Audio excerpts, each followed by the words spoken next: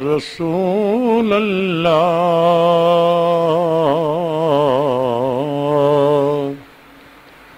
وسلم علیک یا حبیب اللہ۔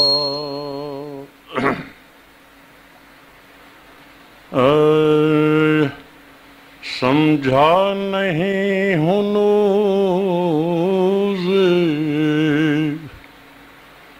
میرا عشق بے ثبات،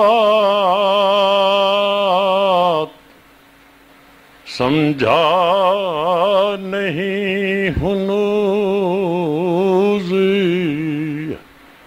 میرا عشق بے ثبات، تو کائنات حسن ہے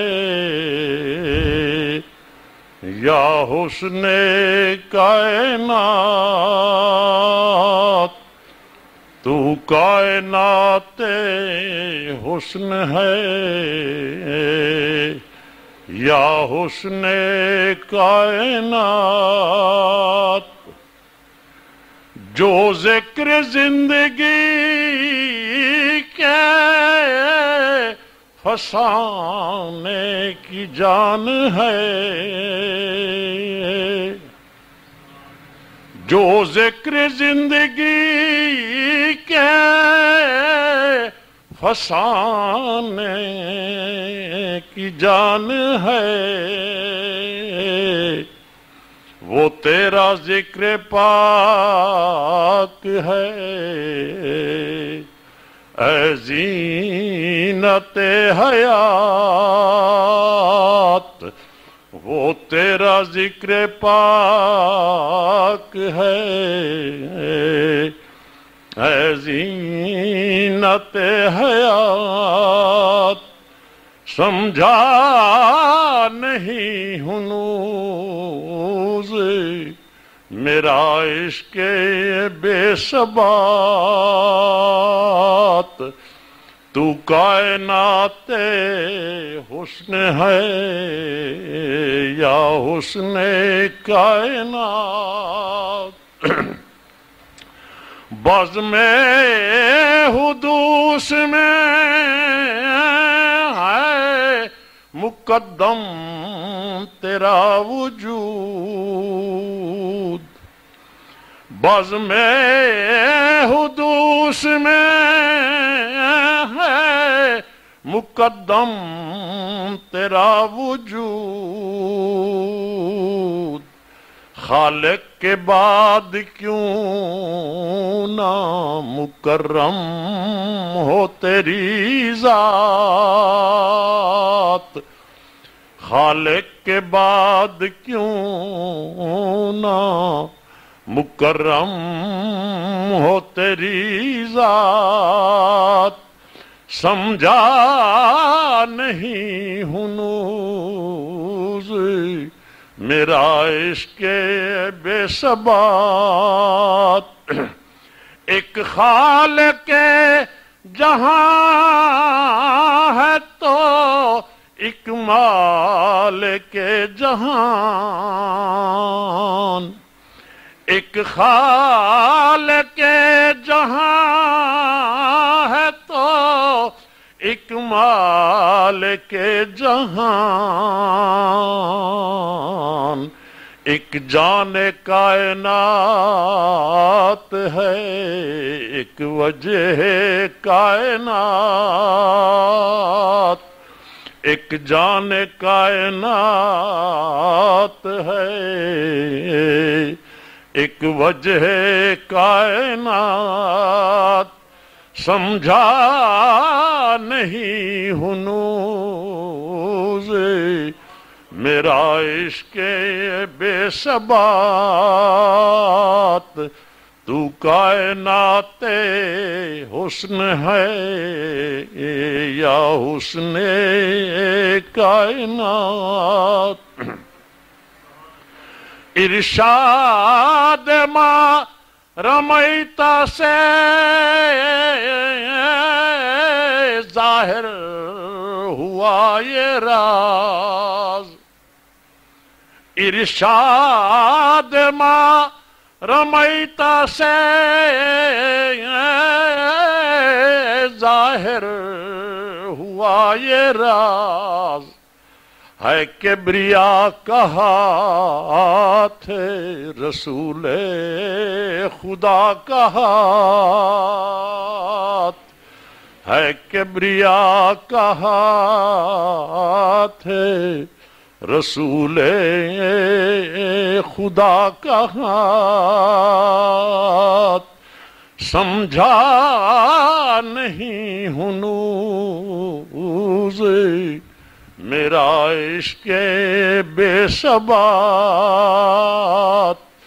تو کائنات حسن ہے یا حسن کائنات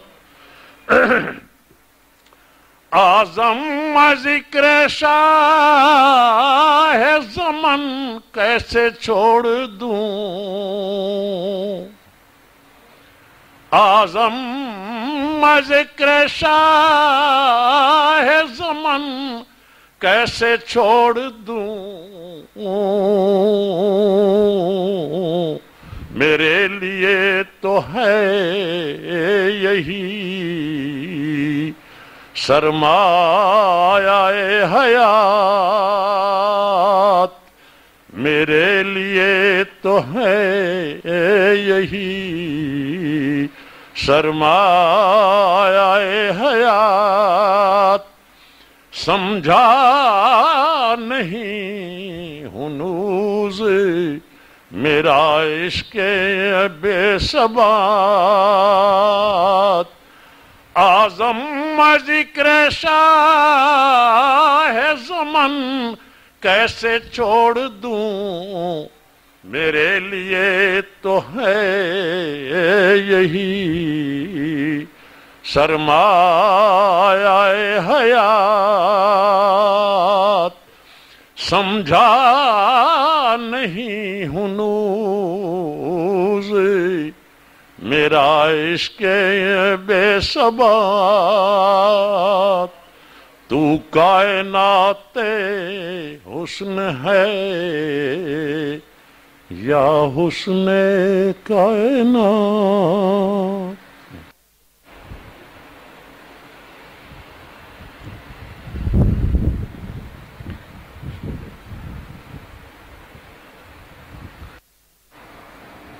نحمدہ ونصلی ونسلم علی رسولہ الکریم فاعوذ باللہ من الشیطان الرجیم بسم اللہ الرحمن الرحیم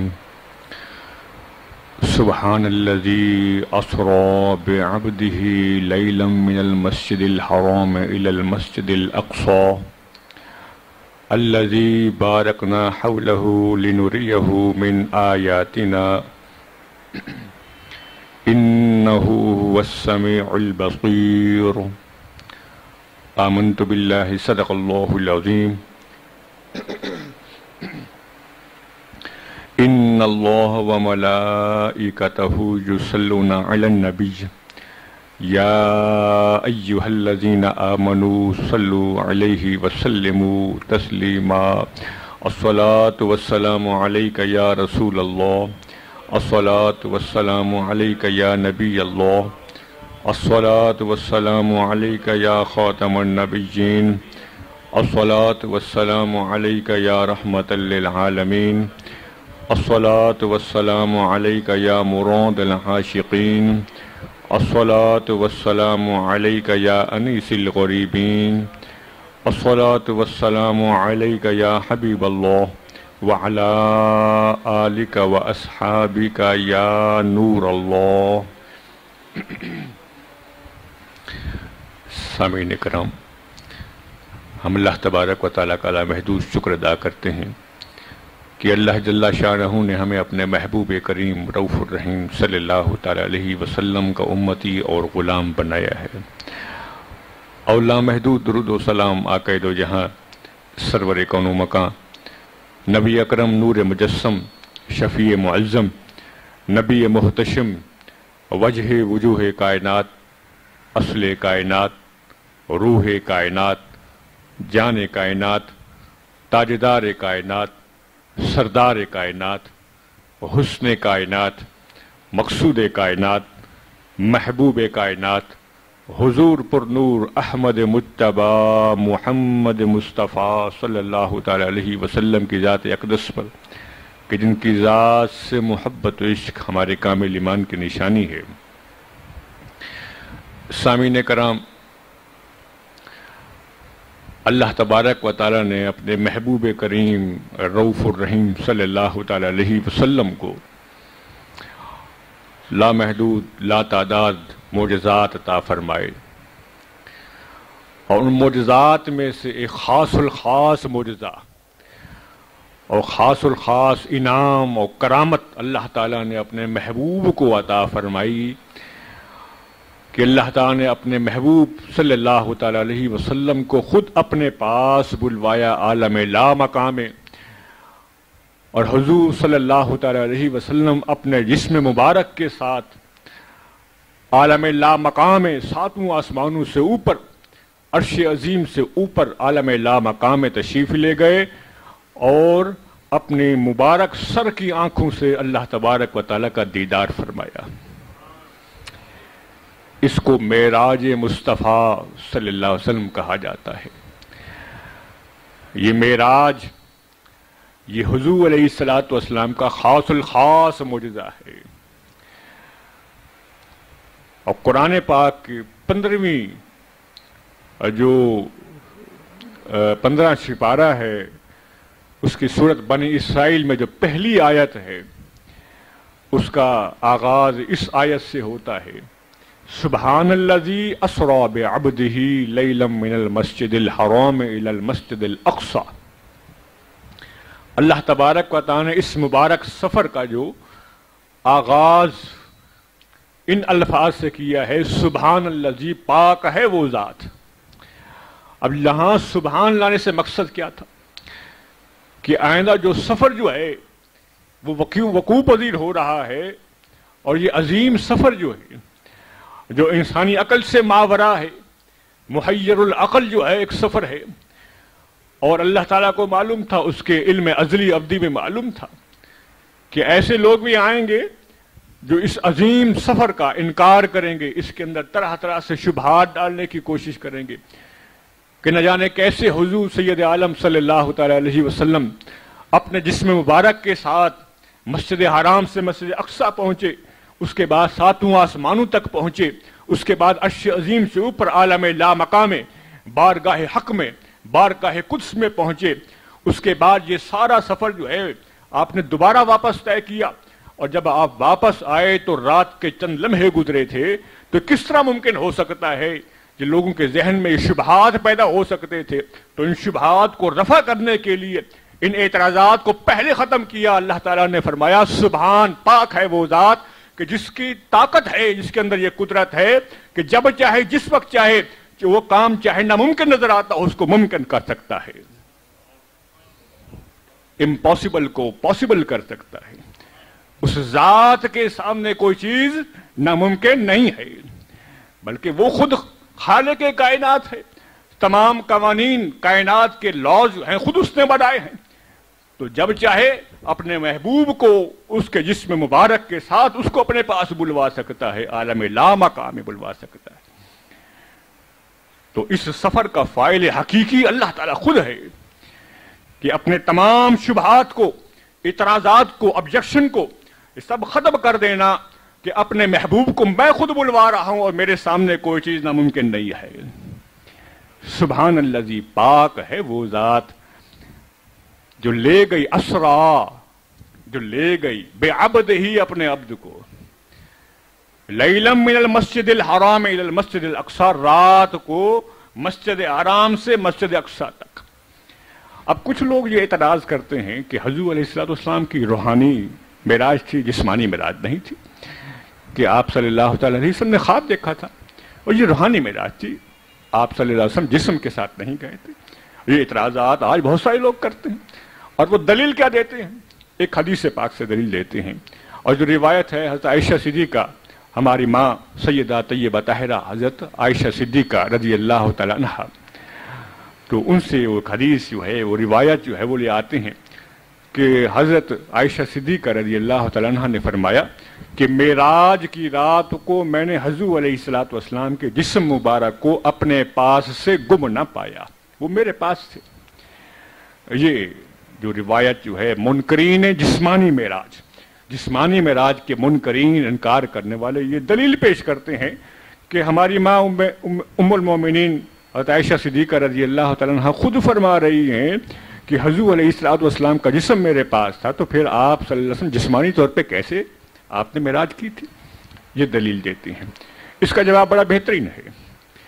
حضرت شاہ عبد الحق محدث دہلوی رحمۃ اللہ تعالیٰ علیہ جو وہ شخصی ہیں، وہ شخصیت ہیں جن کے بارے میں اہل حدیث حضرات بھی، دیوبندی حضرات بھی، انہوں نے اپنی کتابوں کے اندر لکھا ہے کہ یہ وہ ہستی ہیں شاہ عبد الحق محدث دہلوی رحمۃ اللہ تعالیٰ علیہ جن کو تقریباً ہر روز بیداری کے عالم میں حضور علیہ الصلوۃ والسلام کی زیارت نصیب ہوتی تھی۔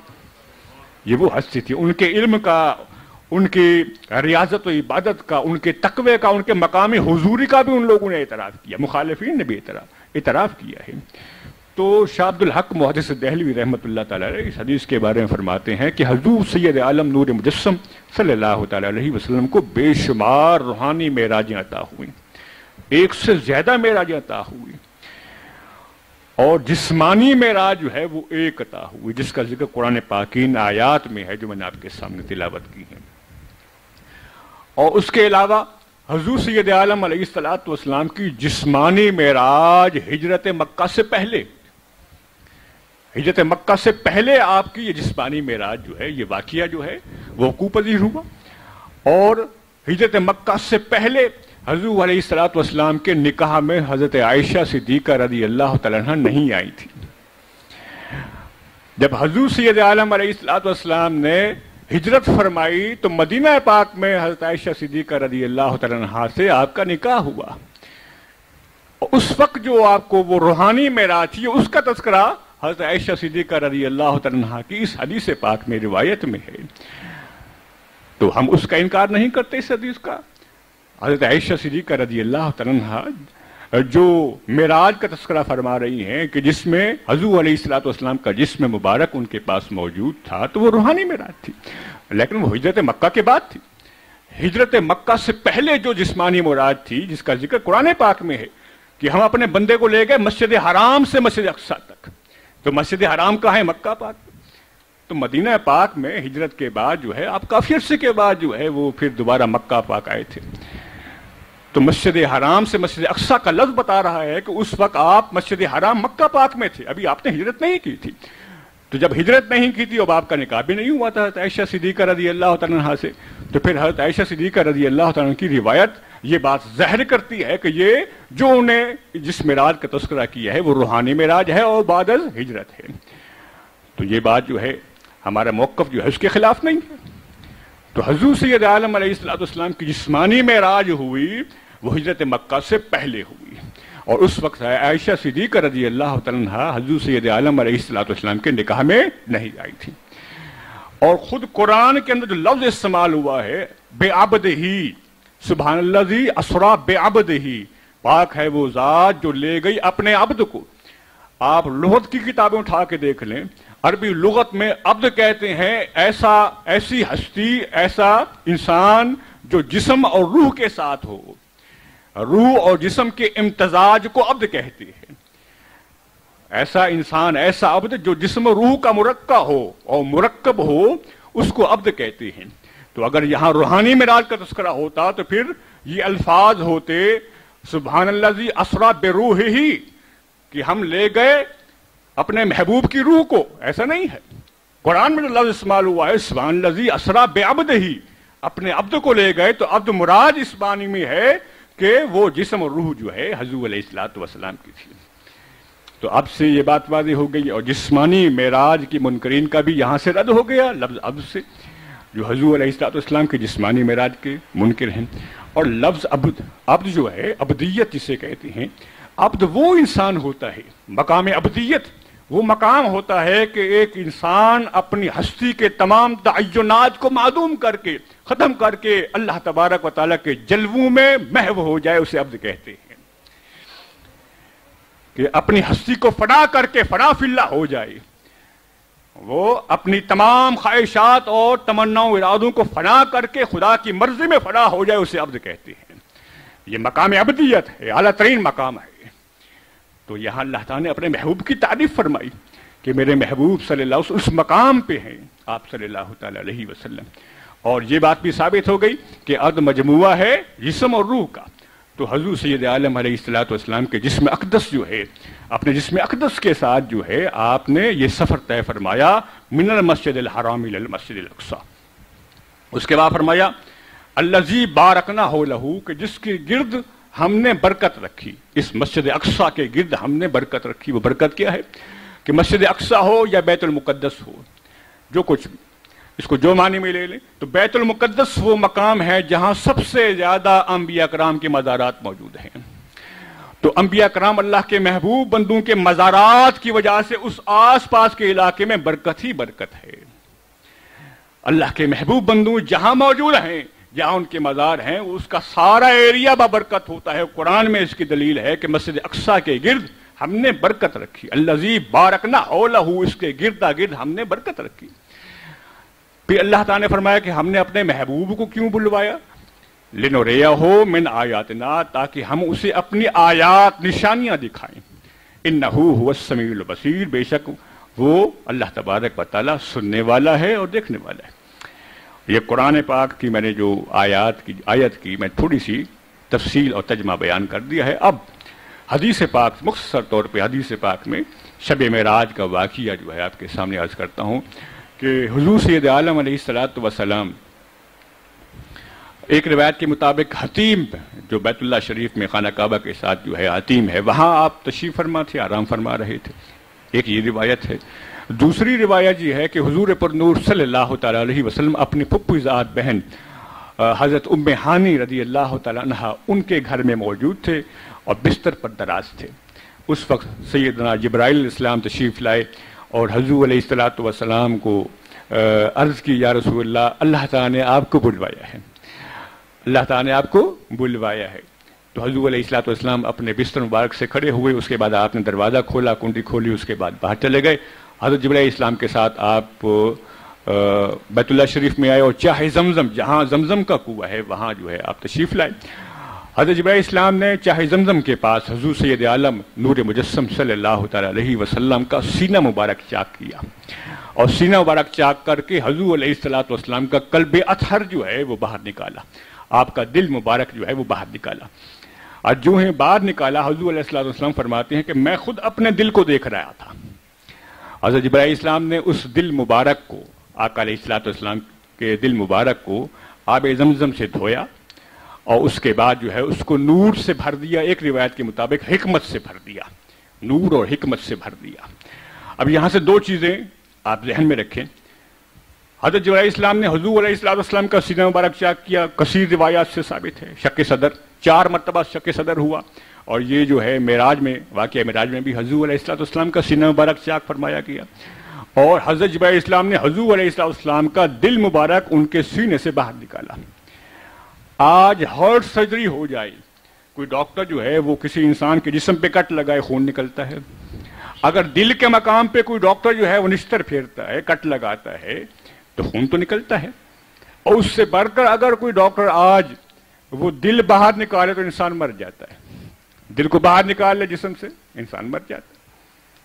انسان زندہ نہیں رہ سکتا، دل جو ہے بنیاد ہے، دل دھڑکے تو انسان زندہ ہے، دل دھڑکنا بند کر دے، اس کو باہر نکال دیا جائے، اور ساتھ جو ہے اس کا سارا رشتہ جو ہے منقطع ہو جائے، اس کے اعصاب کا، وینز کا، شریانوں کا، وریدوں کا وہ رشتہ جو منقطع ہو جائے تو مر جاتا ہے۔ حضرت جبرائیل علیہ السلام نے حضور سید عالم علیہ الصلوۃ والسلام کا دل مبارک باہر نکالا، اور جب دل مبارک باہر نکالا تو حضور علیہ الصلوۃ والسلام کے جسم اقدس سے ایک قطرہ خون بھی نہ نکلا۔ حضور علیہ الصلوۃ والسلام کے جسم مبارک سے ایک قطرہ خون بھی نہ نکلا۔ یہ قطرہ خون نہ نکلنا حضور علیہ الصلوۃ والسلام کی نورانیت کی دلیل ہے کہ ایک عام بشر جو ہے اس کے جسم پہ جب کٹ لگایا جاتا ہے تو خون نکلتا ہے۔ حضور علیہ الصلوۃ والسلام کا سینہ مبارک چاک کیا گیا اور ایک قطرہ خون بھی نہ نکلا، یہ ثابت ہو گیا حضور علیہ الصلوۃ والسلام نور مجسم ہے، آپ کی حقیقت نور ہے، جبھی تو قطرہ خون نہ نکلا تھا۔ اور دوسرا حضور علیہ السلام خود فرما رہے ہیں، ارشاد فرما رہے ہیں کہ میں خود اپنے دل کو دیکھ رہا تھا. تو اس سے ظاہر ہے کہ آپ صلی اللہ علیہ وسلم حیات ہیں، زندہ ہیں. حیات النبی صلی اللہ علیہ وسلم کا ثبوت بھی واضح ہو گیا کہ حضور سید عالم نور مجسم علیہ السلام زندہ ہیں، اور انبیاء کرام کی حیات دل کے دھڑکنے کی محتاج نہیں ہے. انبیاء کرام کی حیات دل کے دھڑکنے کی محتاج نہیں ہے. ان کے لیے قوانین کچھ اور ہوتے ہیں، ان کے لیے لاز کچھ اور ہوتے ہیں. وہ اللہ تعالیٰ کے محبوب اور مقرب بندے ہوتے ہیں. تو یہاں سے حیات انبیاء کا بھی ثبوت مل گیا کہ انبیاء کرام جو ہیں ان کی حیات جو ہے انتہائی اعلیٰ و رفع ہوتی ہے.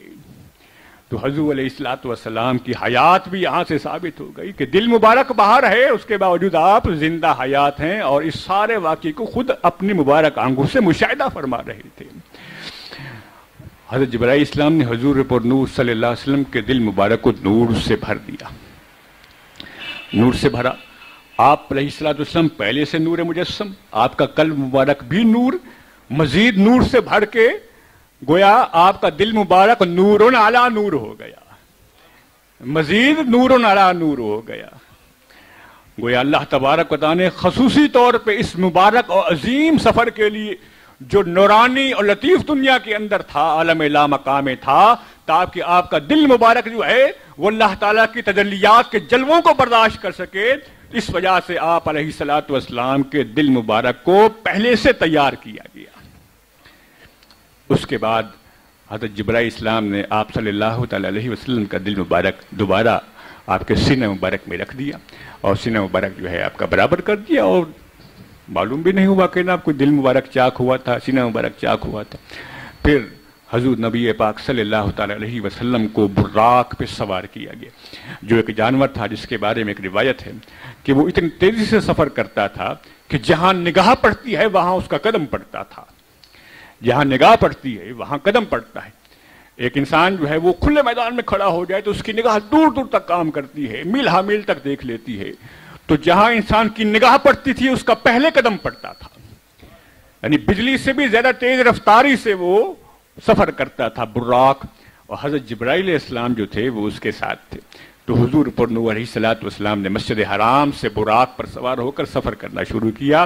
اور حدیث پاک میں آتا ہے، مسلم شریف کی حدیث پاک ہے کہ حضور سید عالم نور مجسم صلی اللہ علیہ وسلم خود فرماتے ہیں کہ جب میں مسجد حرام سے مسجد اقصی سفر کر رہا تھا براق پر سوار ہو کر، تو میں نے دیکھا کہ حضرت موسیٰ علیہ السلام اپنی قبر میں کھڑے ہو کے نماز ادا کر رہے ہیں. وَهُوَ قَائِمٌ يُصَلِّي فِي قَبْرِهِ، کہ سیدنا موسیٰ علیہ السلام کھڑے ہو کے، وَهُوَ قَائِمٌ کھڑے ہو کے، یصلی نماز پڑھ رہے تھے، فی قبرہ اپنے قبر میں، اپنے مزار میں کھڑے ہو کر نماز پڑھ رہے تھے. یہاں سے دوبارہ حیات النبی بھی ثابت ہو گئی کہ انبیاء کرام اپنی قبروں میں زندہ ہوتے ہیں اور نماز پڑھتے ہیں. حدیث پاک میں آتا ہے الانبیاء احیاء فی قبورہم یصلون، انبیاء کرام اپنی قبروں میں زندہ ہوتے ہیں اور وہاں نماز پڑھتے ہیں. ایک ابن ماجہ کی حدیث ہے، ابن ماجہ حدیث کی کتاب ہے، اس میں حدیث پاک صحیح حدیث موجود ہے، فنبی اللہ حی یرزق، بس اللہ کے نبی زندہ ہوتے ہیں، ان کو وہاں رزق عطا کیا جاتا ہے، اللہ تعالیٰ رزق دیتا ہے. اور یہاں سے حضور علیہ السلام کا علم غیب بھی ثابت ہو گیا کہ آپ علیہ السلام اس دنیا میں سفر فرما رہے ہیں، اور حضرت موسیٰ علیہ السلام اپنے مزار میں عالم برزخ میں موجود ہے، اور حضور علیہ السلام کی نگاہ کے سامنے عالم برزخ بھی سامنے ہے کہ حضور علیہ السلام نے سیدنا موسیٰ علیہ السلام کے مزار میں دیکھ لیا کہ وہ نماز ادا کر رہی تھی. یہاں سے حضور سید عالم علیہ السلام کے علم غیب کا بھی ثبوت ہے کہ نگاہ مصطفیٰ سے کوئی چیز پوشیدہ نہیں ہے، ہر پردہ ہر حجاب ان کے سامنے سے ہٹا دیا گیا ہے، ہر چیز گویا ان کے سامنے ہے، چاہے اس دنیا کی ہو چاہے کسی اور دنیا کی ہو، نگاہ مصطفیٰ علیہ السلام سے کوئی چیز جو ہے وہ پوشیدہ نہیں ہے. اس کے بعد حضور صلی اللہ تعالی علیہ وسلم مسجد اقصی پہنچے تو تمام انبیاء کرام علیہم السلام جو پہلے پردہ فرما چکے تھے، حضرت آدم علیہ السلام سے لے کر حضور پر نور علیہ السلام تک تمام انبیاء کرام، ان کی تعداد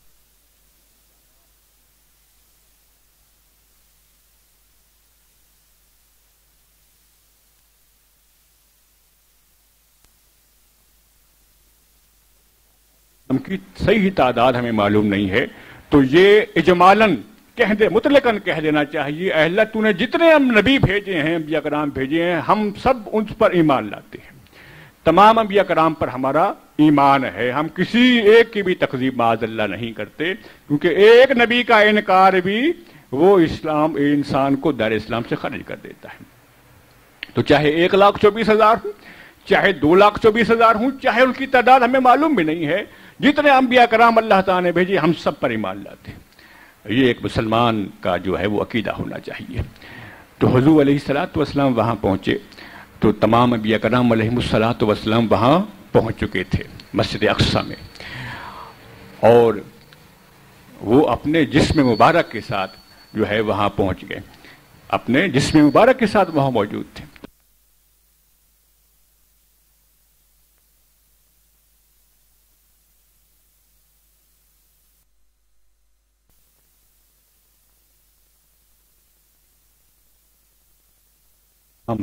یا سید الانبیاء کہا جاتا ہے کہ آپ انبیاء کے سردار ہیں۔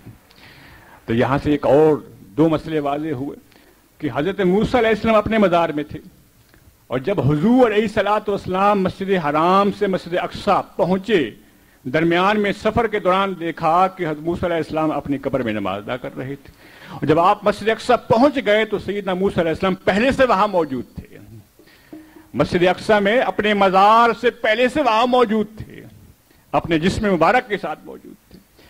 تو یہاں سے سوال پیدا ہوتا ہے کہ حضرت موسیٰ علیہ السلام بڑی تیز رفتاری سے وہاں پہنچ گئے اور حضور علیہ السلام دیر سے پہنچے۔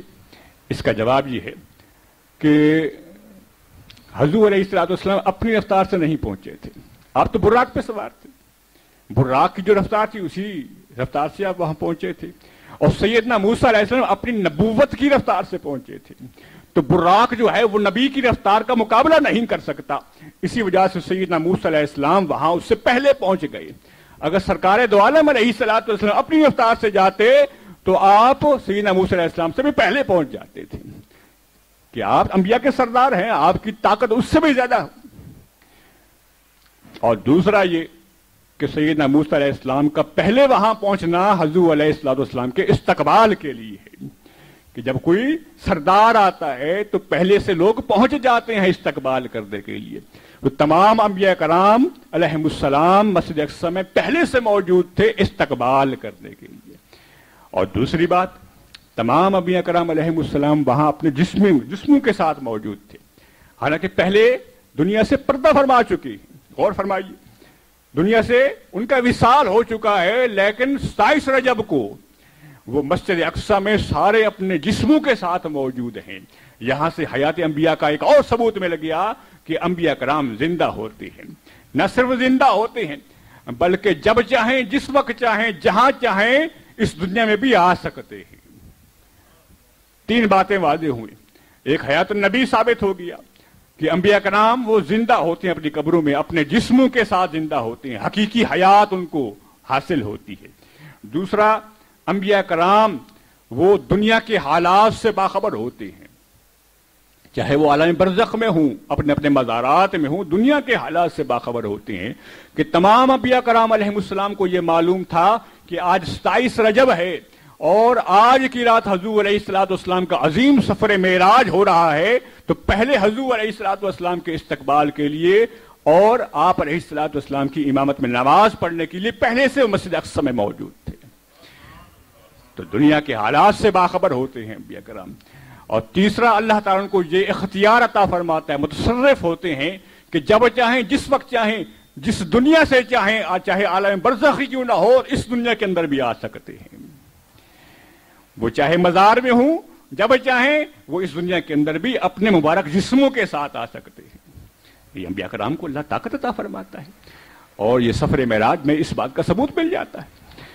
اس کے علاوہ حضرت مجدد الفسانی رحمۃ اللہ تعالیٰ علیہ، جو ہمارے نقشبندی سلسلے کے بہت بڑے بزرگ ہیں، وہ اپنے مکتوم نمبر 85 میں لکھتے ہیں کہ اللہ تبارک و تعالیٰ اکمل اولیاء کرام، جو کامل اکمل اولیاء کرام، خاص اولیاء کرام ہیں، ان کو اللہ تعالیٰ یہ طاقت عطا فرماتا ہے کہ وہ بیک وقت، ایک ہی وقت میں متعدد مقامات پر موجود ہو سکتے ہیں۔ ایک ولی کی طاقت ہے، ایک خاص الخاص ولی، اگر ایک ولی ہے وہ اگر ڈی جی خان کے اندر بیٹھا ہوا ہے تو اسی وقت وہ لاہور میں بیٹھا ہوا، اسی وقت وہ پشاور میں بیٹھا ہوا، اسی وقت وہ کراچی میں بیٹھا ہوا، اسی وقت وہ کسی اور ملک میں بیٹھا ہوا ہے۔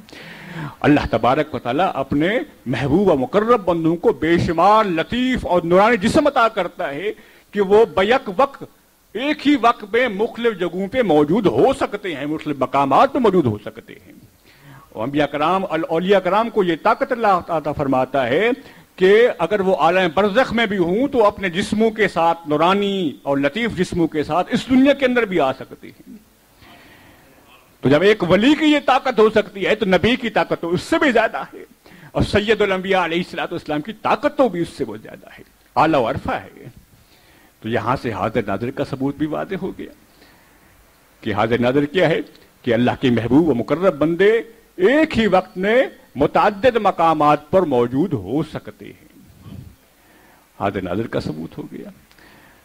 حضور نبی پاک صلی اللہ تعالی علیہ وسلم نے امامت فرمائی، اس کے بعد آپ علیہ الصلوۃ والسلام کا سفر جو ہے وہ مسجد اقصی سے آسمانوں کی طرف شروع ہوا۔ حضرت جبرائیل السلام آپ کے ساتھ تھے، آپ پہلے آسمان پہ پہنچے تو حضرت جبرائیل السلام نے دروازہ کھٹکھٹایا، فرشتے نے پوچھا کون ہے؟ حضرت جبرائیل السلام نے کہا کہ جناب حضور سید عالم نور مجسم صلی اللہ علیہ وسلم تشریف لا رہے ہیں۔ تو اس فرشتے نے دروازہ کھول دیا۔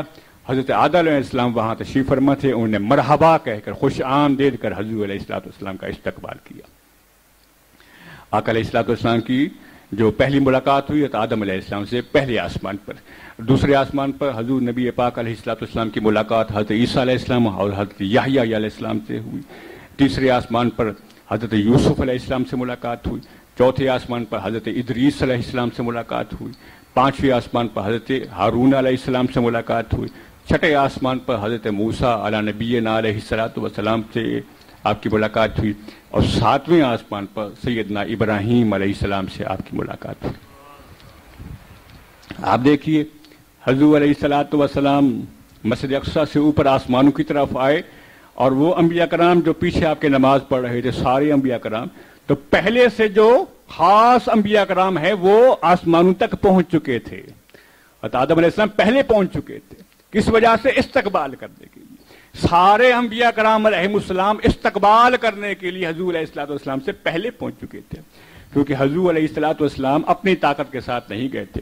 ایک روایت ہے کہ آپ براق پہ سوار ہو کے گئے تھے، ایک روایت ہے آپ رف پہ، یہ بھی ایک اور جانور ہے، اس پہ سوار ہو کے گئے تھے۔ تو بہرحال تو حضور علیہ الصلوۃ والسلام اپنی طاقت کے ساتھ نہیں گئے تھے، بلکہ ایک جانور پہ سوار ہو کے گئے تھے۔ حضرت جبرائیل السلام آپ کے ساتھ تھے، تو انبیاء کرام اپنی نبوت کی طاقت سے مسجد اقصی سے آسمانوں تک پہنچ گئے اور حضور علیہ الصلوۃ والسلام کا استقبال فرمایا۔ اس کے بعد اللہ کے پیارے حبیب صلی اللہ تعالی علیہ وسلم نے ساتوں آسمانوں کی سیر فرمائی، ساتوں آسمانوں کی عجائبات کا مشاہدہ فرمایا، بڑی بڑی نشانیاں دیکھی حضور سید عالم نور مجسم صلی اللہ تعالی علیہ وسلم نے۔ پھر اس کے بعد ساتویں آسمان سے اوپر کیا ہے؟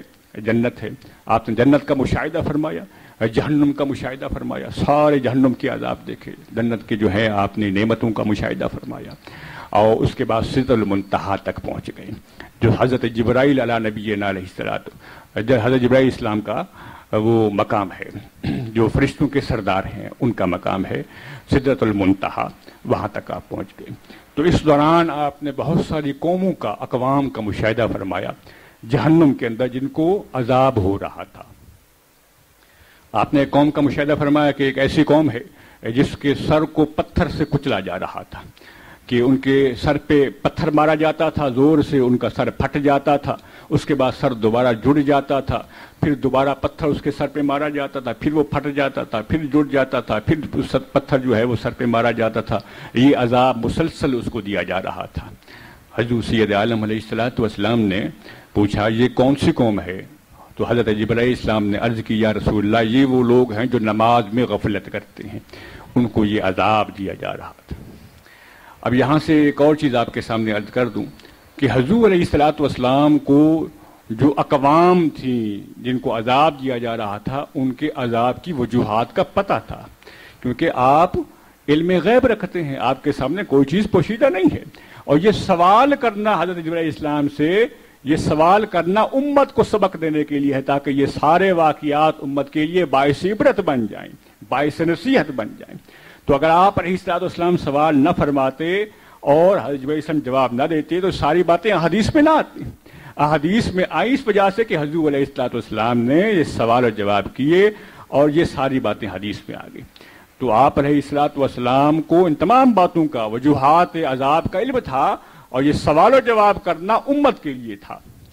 اور ایک اور چیز آپ کے سامنے عرض کر دوں، ابھی تو جہنم جو ہے وہ وقوع پذیر، ابھی جہنم جو ہے بن چکی، ابھی جہنم تو بن چکی ہے لیکن ابھی عذاب جو ہے وہ واقع نہیں ہوا ہے. ابھی لوگ جو ہیں جہنم میں نہیں گئے، ابھی عذاب شروع نہیں ہوا. تو یہ عذاب پہلے سے جو دکھایا گیا یہ کیا ہے؟ یہ عذاب کی تمثیلی صورت ہے کہ پہلے سے اللہ تعالیٰ نے اپنے محبوب کو دکھا دیا کہ اے میرے محبوب، اگر جو لوگ جو ہیں وہ نماز میں غفلت کریں گے ان کو اس قسم کا عذاب دیا جائے گا. تو عذاب کی تمثیلی صورت ہے جو دکھائی گئی، یعنی اللہ کے پیارے حبیب علیہ الصلوۃ والسلام کے سامنے جنت اور جہنم جو ہے سب کچھ دکھا دیا گیا. بلکہ حدیث پاک سے بھی ثابت ہوتا ہے کہ پیارے حبیب علیہ الصلوۃ والسلام نے یہ بھی بتا دیا تھا کہ کون جنت میں جائے گا کون جہنم میں جائے گا، یہ بھی بتا دیا تھا. تو جہنم کے عذاب کا پہلے سے آپ نے مشاہدہ فرما لیا. تو آپ نے اس قوم کو دیکھا جو نماز میں غفلت کرتی تھی، پھر ایک آپ نے اور قوم کو دیکھا کہ حضور ایک اور قوم ہے جس کی شرمگاہ کے آگے اور پیچھے چیتھڑے لگے ہوئے ہیں، اور وہ قوم جو ہے وہ کانٹے کھا رہی تھی، زقوم آگ کے کانٹے وہ کھا رہی تھی، جہنم کے پتھر کھا رہی تھی.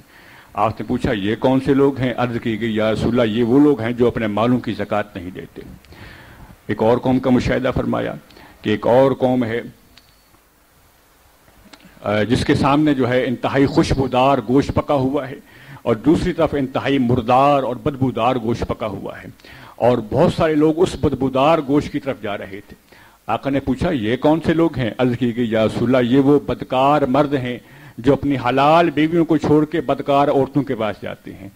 اور یہ بدکار عورتیں ہیں کیونکہ عورتیں بھی جا رہی تھیں، یہ بدکار عورتیں ہیں جو اپنے حلال شوہروں کو چھوڑ کے بدکار مردوں کے پاس جاتی ہیں. گویا زانی مرد اور زانی عورتوں کو یہ عذاب دیا جا رہا تھا کہ وہ انتہائی بدبودار مردار قسم کے گوشت کو کھا رہے تھے. یہ عذاب مسلسل ان کو دیا جا رہا تھا. پھر ایک اور قوم کا مشاہدہ کیا آپ نے. ایک قوم ہے جس کے جو خون کی نہر میں تیر رہی تھی اور اس پہ اوپر پتھر جو ہے وہ مارے جا رہے تھے.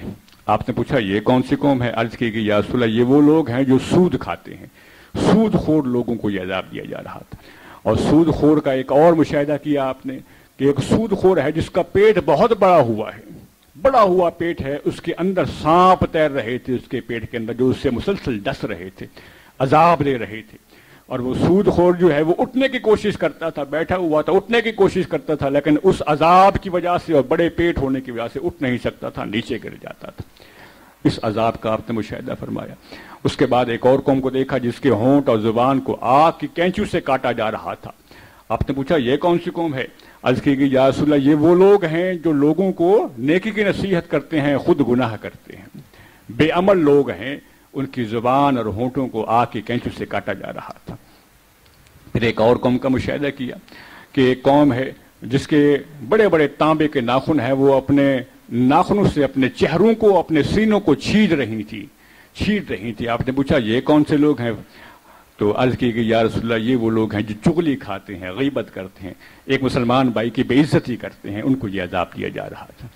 اور اسی ایک چغل خور اور غیبت زدہ جو غیبت کرنے والا آدمی ہے اس کا ایک اور عذاب آپ نے دیکھا کہ ایک شخص ہے جس کے پہلو کا گوشت جو ہے وہ کاٹا جاتا تھا، اسے کہا جاتا تھا کھاؤ اپنے گوشت کو، کہ دنیا کے اندر تم اپنے مردہ بھائی کا گوشت کھایا کرتے تھے، غیبت کیا کرتے تھے اپنے بھائی کی، تو آج اپنا گوشت تم کھاؤ. یہ عذاب اس کو دیا جا رہا تھا. تو اس کے علاوہ ایک اور شخص کو دیکھا جو مسلسل آگ، بہت ساری لکڑیوں کا گٹھا جو ہے وہ اکٹھا کر رہا تھا، پھر اٹھانے کی کوشش کرتا تھا لیکن اٹھا نہیں سکتا تھا. تو حضور اس کے بعد وہ یہ ہے جب اٹھا نہیں سکتا تھا مزید اور لکڑیاں لا کے اس گٹھے کے اندر رکھ دیتا تھا، پھر اٹھانے کی کوشش کرتا تھا لیکن اٹھا نہیں سکتا تھا، مزید لکڑیاں لا کے جو ہے وہ اس پہ رکھ دیتا تھا، پھر اٹھانے کی کوشش کرتا تھا. تو آپ نے پوچھا یہ کون سا آدمی ہے؟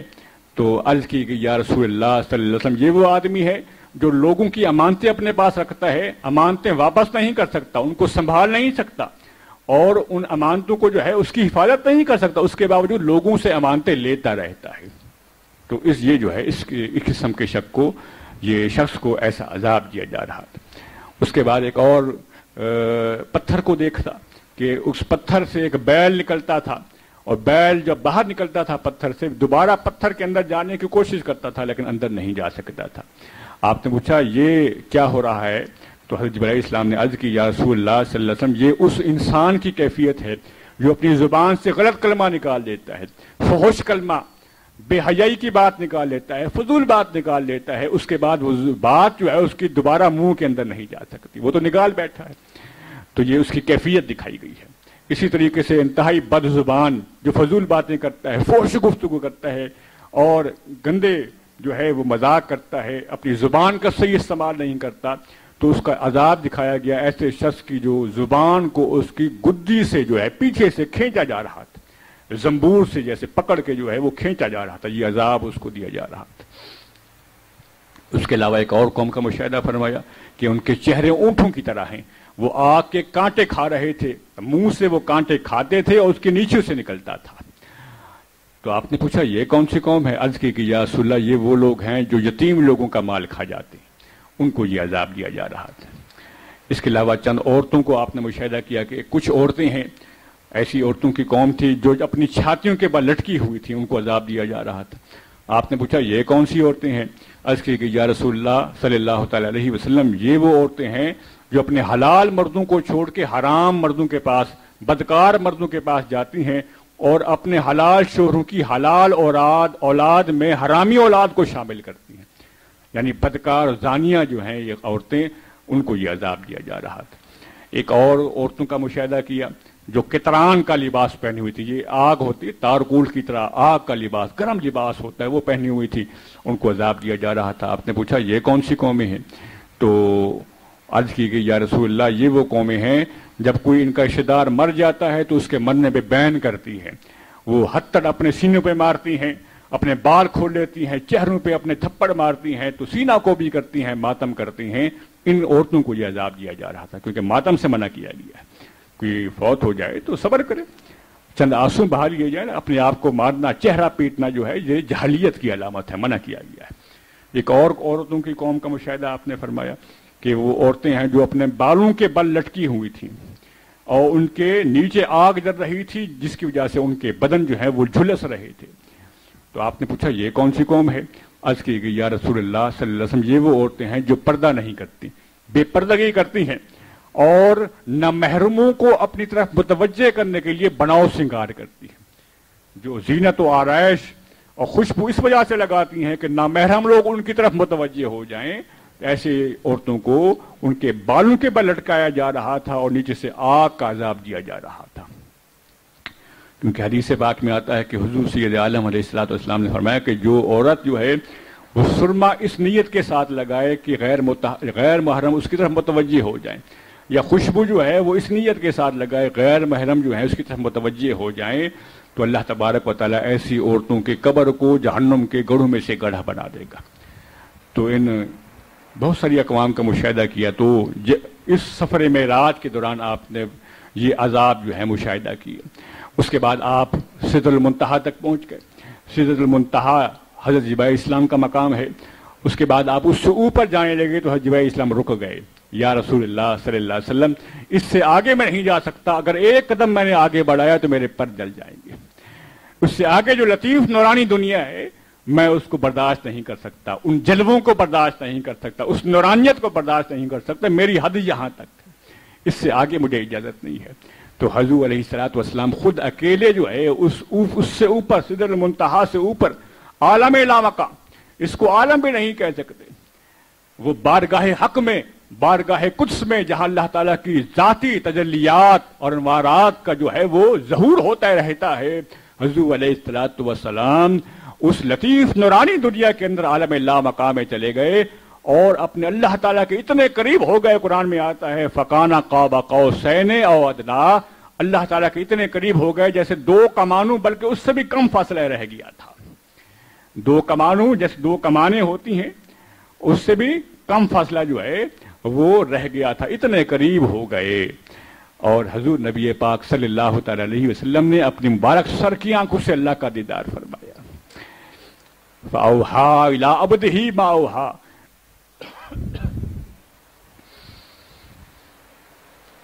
بس اللہ تعالیٰ نے اپنے بندے کو جو وحی کی سو وحی کی، اور روایات میں آتا ہے کہ اللہ تعالیٰ نے اپنے محبوب صلی اللہ علیہ وسلم کو تمام علوم غیبی عطا فرما دیے۔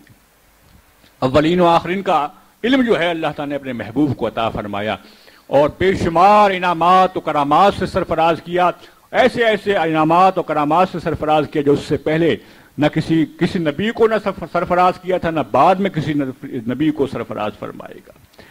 تو حضور پر نور علیہ الصلوۃ والسلام نے اللہ تعالیٰ کا دیدار فرمایا، اور نہ جانے کتنا عرصہ دیدار فرمایا۔ یہ رب جانتا ہے یا رب کا محبوب جانتا ہے؟ یہ رب جانتا ہے یا رب کا محبوب جانتا ہے۔ اس کے بعد حضور علیہ الصلوۃ والسلام واپس جو ہے وہ تشریف لائے، چھٹے آسمان تک پہنچے، حضرت موسیٰ علیہ السلام سے ملاقات ہوئی، نے پوچھا یا رسول اللہ آپ کو وہاں سے کیا تحفہ ملا ہے؟ آقا نے فرمایا مجھے نماز کا تحفہ ملا ہے۔ حضرت موسیٰ علیہ السلام نے عرض کی یا رسول اللہ صلی اللہ علیہ وسلم کتنی نمازیں فرض ہوئی ہیں؟ آقا نے فرمایا 50 نمازیں فرض ہوئی ہیں۔ تو حضرت موسیٰ علیہ السلام نے فرمایا یا رسول اللہ صلی اللہ علیہ وسلم آپ کی امت 50 نمازیں نہیں پڑھ سکے گی، تو آپ جائیے، واپس جائیے اور نمازیں کم کرائیے۔ تو حضور علیہ الصلوۃ والسلام دوبارہ گئے، خدا کا دوبارہ دیدار کیا، اور 5 نمازیں کم ہو گئی، پھر واپس آ گئے۔ اسی طریقے سے آپ جو ہے چھٹے آسمان پہ دوبارہ پہنچے، حضرت موسیٰ علیہ السلام نے پوچھا کتنی نمازیں کم ہوئی ہیں؟ آپ نے فرمایا 45 جو ہیں وہ ہو گئی، 5 نمازیں کم ہو گئی۔ تو انہوں نے فرمایا کہ آپ کی امت کے لیے اب بھی بھاری ہے، اب بھی مزید کم کروائیے، دوبارہ جائیے۔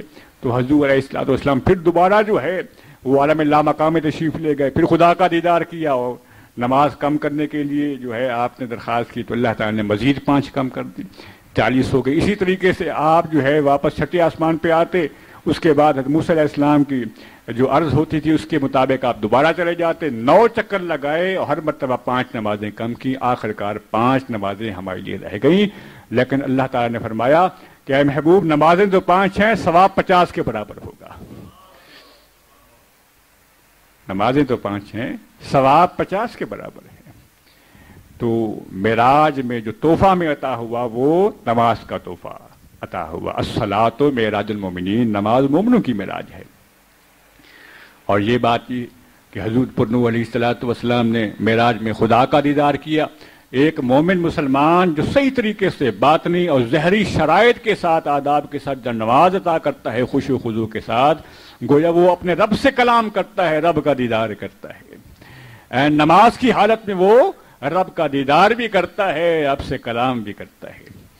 لیکن شرط یہ ہے کہ نماز کو پورے آداب کے ساتھ، ظاہری و باطنی آداب کے ساتھ، دل کی پاکیزگی کے ساتھ، نیت اور خلوص اللہیت کے ساتھ، نیت پاک ہو، خلوص اللہیت ہو، خشوع و خضوع ہو، عاجزی و انکساری ہو، تو رب سے ملاقات بھی ہو جاتی ہے۔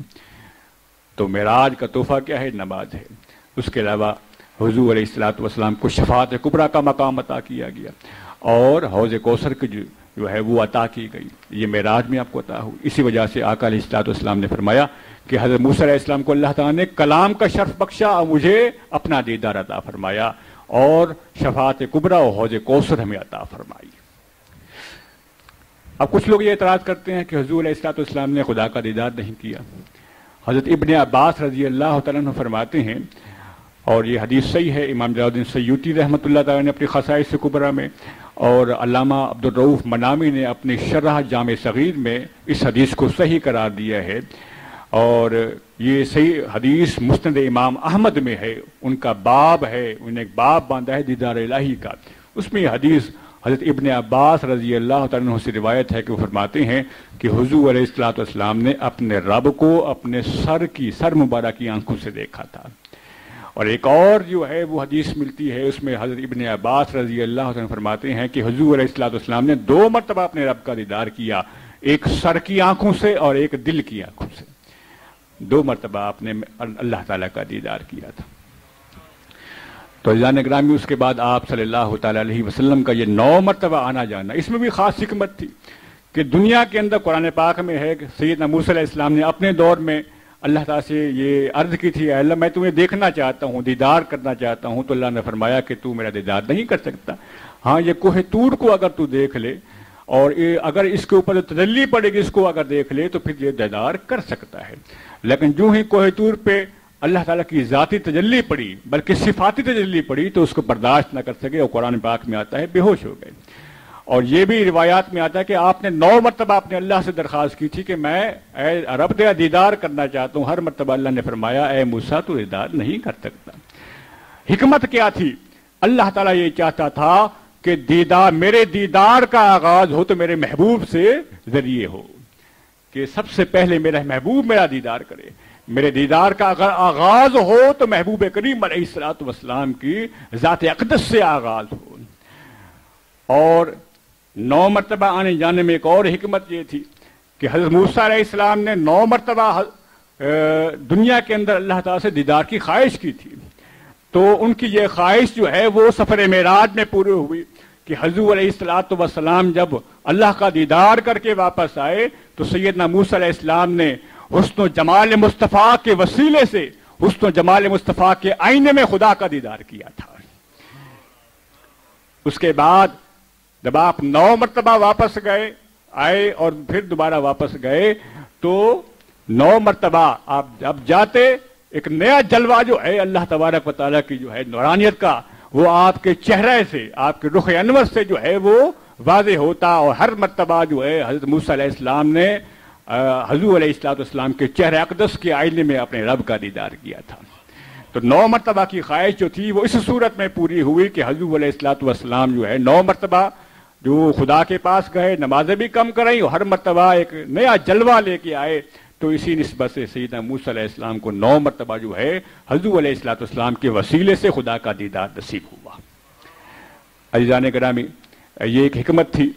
اس کے بعد جو سب سے اہم چیز ہے، جو آخری بات آپ کے سامنے عرض کرتا ہوں کہ اس سفر معراج کے 3 حصے ہیں. ایک پہلا حصہ مسجد حرام سے مسجد اقصی تک، یہ سفر معراج کا پہلا حصہ ہے جسے علماء محدثین مفسرین نے اسرا کہا ہے. اسرا، سبحان اللہ جی، اسرا. اور دوسرا حصہ مسجد اقصی سے لے کر عرش عظیم تک، یہ دوسرا حصہ ہے. اسے علماء کرام نے معراج کہا ہے. اور عرش عظیم سے اوپر عالم لامکان تک اسے علماء محدثین نے اعراج کہا ہے. الف عین ر الف جیم، اسے اعراج کہا ہے. تو سفر معراج کے 3 حصے ہوئے. مسجد حرام سے مسجد اقصی، اس حصے کو عالم بشریت بھی کہتے ہیں، عالم جسمانیت بھی کہتے ہیں، عالم شہادت بھی کہتے ہیں. پھر مسجد اقصی سے لے کر عرش عظیم تک یہ دوسرا حصہ ہے. اس حصے کو عالم ملکیت کہتے ہیں، عالم نورانیت کہتے ہیں. یہ فرشتوں کی دنیا ہے، اسی وجہ سے اسے عالم نورانیت کہتے ہیں. اور پھر تیسرا حصہ عرش عظیم سے اوپر عالم لامقام ہے. یہ اللہ تعالیٰ کے جلووں کی جگہ ہے، یہ بارگاہ حق ہے، بارگاہ قدس ہے. یہ 3 مقام ہیں. سفر معراج کے 3 حصے ہیں. اور اسی نسبت سے حضور علیہ الصلوۃ والسلام کی بھی 3 شانیں ہیں، 3 کمال، 3 صفات ہیں، خصوصی صفات ہیں. ایک آپ کی بشریت، آپ کا ظاہری جسم مبارک ہے. ایک آپ کی نورانیت یا ملکیت کہ آپ حقیقت میں نور ہیں. اور تیسری صفت جو ہے وہ حقیقت محمدیہ ہے، جسے صورت حقی بھی کہتے ہیں یا اسے مظہریت بھی کہتے ہیں، کہ حضور سید عالم نور مجسم علیہ الصلوۃ والسلام خدا کی ذات و صفات اور خدا کے حسن و جمال کا کامل مظہر ہے. یہ حقیقت محمدیہ ہے. اسے مظہریت بھی کہتے ہیں کہ آپ اللہ تعالیٰ کی ذات و صفات، حسن و جمال کے کامل مظہر ہیں. اسی وجہ سے آپ کی تیسری شان کو مظہریت کہتے ہیں یا حقیقت محمدیہ کہتے ہیں یا صورت حق کا کہتے ہیں. تو سفر معراج کے 3 حصے ہوئے. حضور علیہ الصلوۃ والسلام کی 3 شانیں ہیں. ان کا آپس میں تعلق ہے کہ حضور علیہ الصلوۃ والسلام کی ہر شان نے ہر حصے میں جو ہے وہ معراج کمال عطا کیا، کمال عطا ہوا ان کو.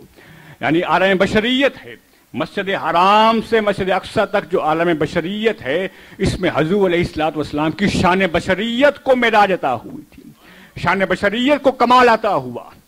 اس کے بعد مسجد اقصی سے لے کر اور اوپر عرش عظیم تک جو عالم ملکیت ہے، عالم نورانیت ہے، اس میں حضور علیہ الصلوۃ والسلام کی شان ملکیت یا شان نورانیت کو معراج عطا ہوئی تھی.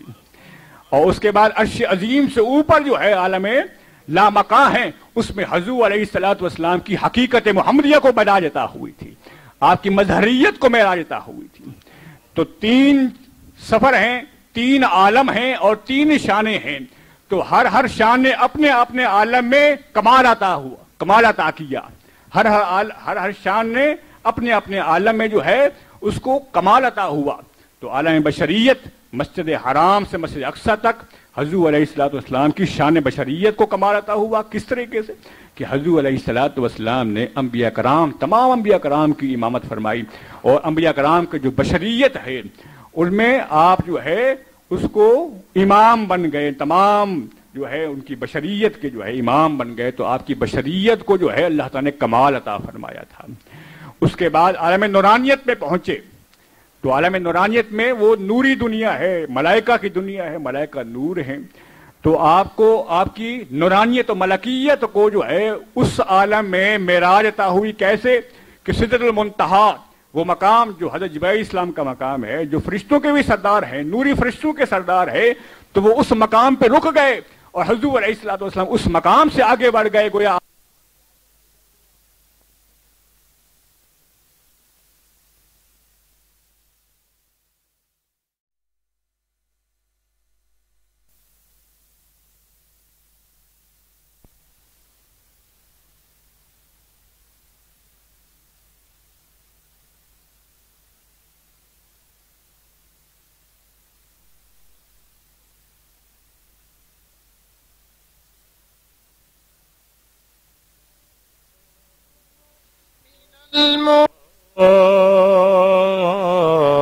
رسول اللہ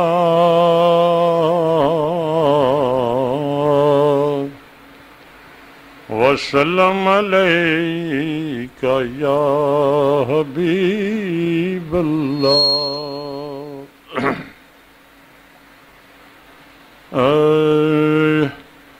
سمجھا نہیں ہنوز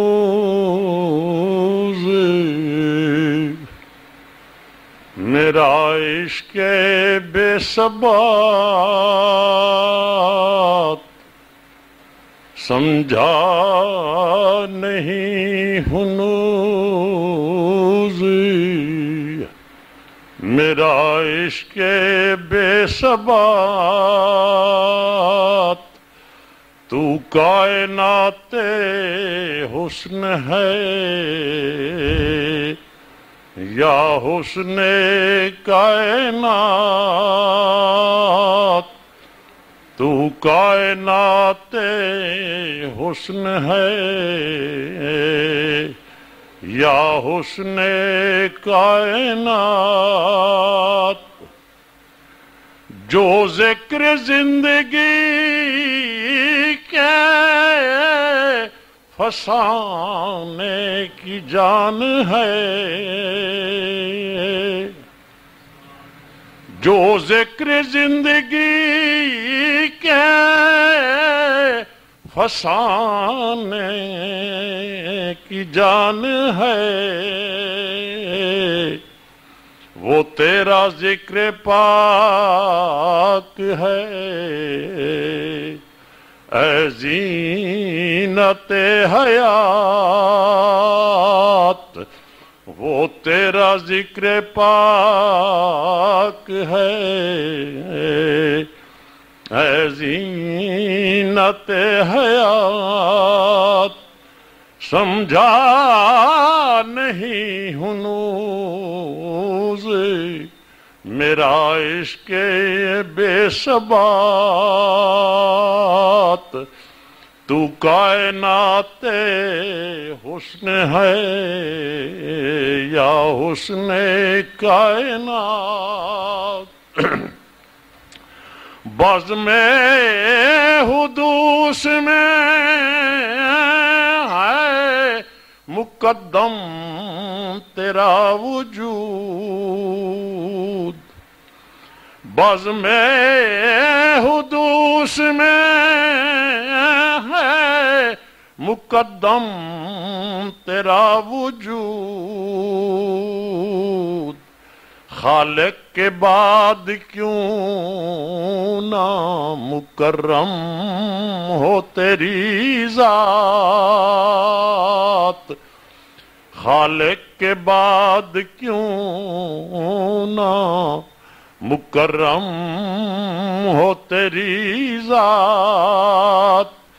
سمجھا نہیں ہنوز میرا عشق بے ثبات ایک خالق جہاں ہے تو ایک مالک جہان ایک خالق جہاں ہے تو ایک مالک جہان ایک جان کائنات ہے ایک وجہ کائنات ایک جان کائنات ہے ایک وجہ کائنات سمجھا نہیں ہنوز میرا عشق بے ثبات